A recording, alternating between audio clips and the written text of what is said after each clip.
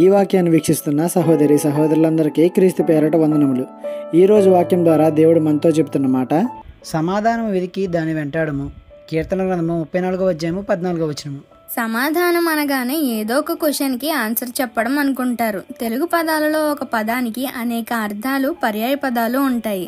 అయితే మనం మాట్లాడుకునే సమాధానానికి సఖ్యత అంటే కలిసికట్టుగా లోనొకటి బయటొకటి లేకుండా ఉండడం. అయితే వాక్యం సెలవిస్తుంది సమాధానం వెతికి దానిని వెంటాడమని. అంటే సమాధానం అనేది అంత ఈజీగా దొరకదనమాట. అందులోకి మనుషులతో సమాధానం అంటే కష్టమనే చెప్పాలి. ఒక దైవజనుడు ఇలా అంటారు, పాముకి తలలో విషం ఉంటుంది, తేలుకి తోకలో విషం ఉంటుంది, కానీ మనిషికి నిలువెల్లా విషమే అని.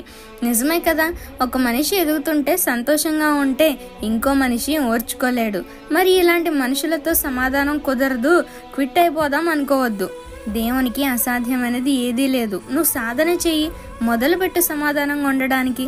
నిన్ను చూసి నీ వ్యతిరేకులు సమాధానం వెంట పడతారు. ఈ చిన్న సువార్త పరిచర్యలో మీ సహోదరులు. God bless you. ఆమేన్.